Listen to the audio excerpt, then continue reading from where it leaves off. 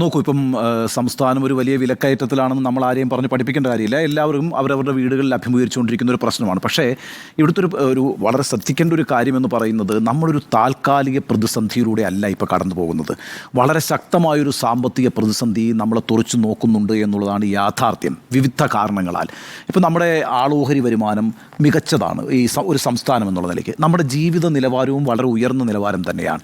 പക്ഷെ നോക്കൂ, ഈ മാസം അവസാനം ഈ സർക്കാർ ജീവനക്കാർക്കും പെൻഷൻകാർക്കും ശമ്പളം കൊടുക്കാൻ കഴിയുമോ എന്ന ആശങ്കയിലാണ് സംസ്ഥാന സർക്കാർ ഉള്ളത്. അതിൻ്റെ നെട്ടോട്ടത്തിലാണ്. ഈ മെയ് മാസം ഏതാണ്ട് 15,000 സർക്കാർ ജീവനക്കാരാണ് വിരമിച്ചത്. അവരുടെ വിരമിക്കൽ ആനുകൂല്യങ്ങൾ നൽകാൻ തന്നെ ഏതാണ്ട് 7,000 കോടി രൂപയോളം സർക്കാരിന് കണ്ടെത്തേണ്ടതുണ്ടായിരുന്നു. ഈ വിലക്കയറ്റം എന്ന് പറയുന്ന പ്രശ്നത്തെ നമ്മൾ എങ്ങനെയാണ് നിയന്ത്രിക്കുന്നത്? സർക്കാർ വിപണിയിൽ ഇടപെട്ടുകൊണ്ടാണ് വിലക്കയറ്റം നിയന്ത്രിക്കുന്നത്. അതാണല്ലോ നമ്മൾ ഈ പറയുന്ന സപ്ലൈകോ പോലുള്ള അവശ്യ സാധനങ്ങൾ ലഭ്യമാക്കാനുള്ള സ്ഥലങ്ങളിൽ അധിക സബ്സിഡിയോടുകൂടി സാധനങ്ങൾ നൽകുമ്പോൾ പൊതുകമ്പോളത്തിലെ വിലക്കയറ്റം നമുക്ക് നിയന്ത്രിക്കാൻ കഴിയും. പക്ഷേ അങ്ങനൊരു ഇടപെടൽ കഴിയാത്തത് എന്തുകൊണ്ടാണ്? അങ്ങേയറ്റം സാമ്പത്തികമായ പ്രതിസന്ധിയിലാണ് കേരളത്തിലെ സർക്കാരും കേരളവും എന്ന് നമ്മൾ മനസ്സിലാക്കണം. അതൊരു വളരെ പെട്ടെന്ന് പൊട്ടിപ്പുറപ്പെട്ട ഒരു കാര്യവുമല്ല. അതിന് പല കാരണങ്ങളുണ്ട്, പല സാമ്പത്തിക കാരണങ്ങൾ. നോക്കൂ, ഇപ്പോൾ നമ്മുടെ ഈ പറയുന്ന GST വരുമാനം പൂർണ്ണമായും നിലച്ചല്ലോ. അതിനിപ്പം റീഇൻസ്റ്റേറ്റ് ചെയ്യുമെന്ന് നമ്മൾ പ്രതീക്ഷിക്കേണ്ട.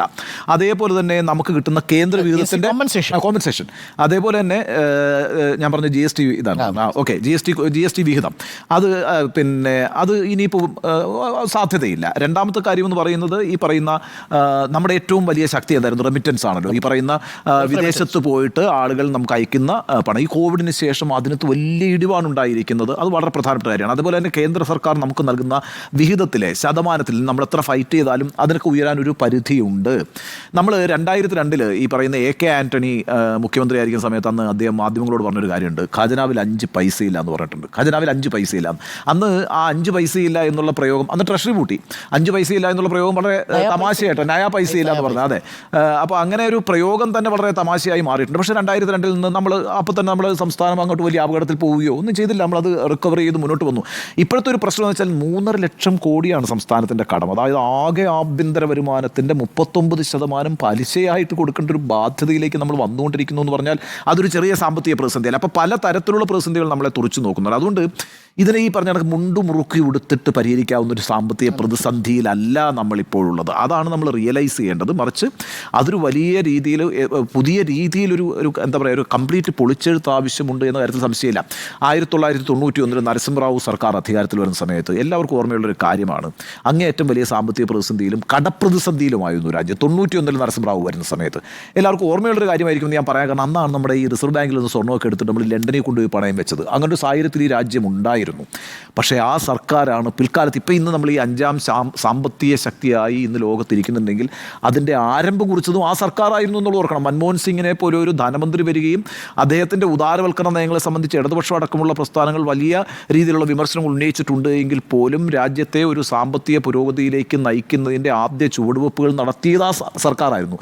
അത്രയും വലിയ സാമ്പത്തിക പ്രതിസന്ധി രാജ്യം അഭിമുഖീകരിക്കുമ്പോൾ. അപ്പം അത്തരത്തിലൊരു റിഫർമേഷൻ സാധ്യമാണ്. അത് നമ്മുടെ സംസ്ഥാനത്തും സാധ്യമാണ്. നമ്മളിപ്പോഴേ ഈ ഉപഭോക്തൃ സംസ്ഥാനമാണെന്ന് പറഞ്ഞിട്ട് ഏതാണ്ട് ഒരു അലങ്കാരം പോലെയാണ് നടക്കുന്നത്. നമ്മൾ ഈ അനുഭവിച്ചുകൊണ്ടിരിക്കുന്ന മുഴുവൻ സാധനങ്ങളും, ഇപ്പോൾ ഉപയോഗിച്ചുകൊണ്ടിരിക്കുന്ന മുഴുവൻ സാധനങ്ങളിൽ ഏതാണ്ട് 80% ഇങ്ങോട്ടേക്ക് ഇറക്കുമതി ചെയ്യാറുള്ളൂ. നമ്മൾ ഒരു ഉപഭോഗ സംസ്ഥാനമാണ്, ഉപഭോക്തൃ സംസ്ഥാനമാണെന്ന് പറയും. നമ്മൾ അതിൽ നിന്ന് മാറി ഒരു ഉൽപ്പാദക സംസ്ഥാനമായിട്ട് മാറേണ്ടതുണ്ട്. ആ രീതിയിലൊക്കെ ഒരുപാട് പൊളിച്ചെഴുത്തുകൾ അനിവാര്യമായ ഒരു ഘട്ടത്തിലൂടെയാണ് നമ്മൾ പോകുന്നത്. ഇതിപ്പം ഇന്നിപ്പോൾ തക്കാളിക്ക് വില കൂടി, നാളെ തക്കാളിക്ക് വില കുറയും, ശരി.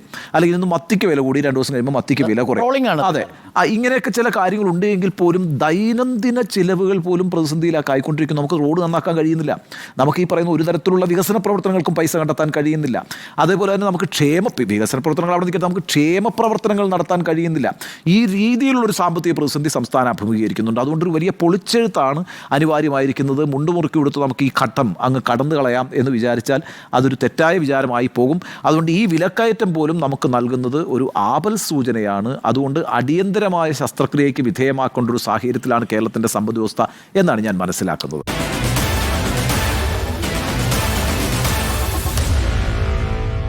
Meet the editors.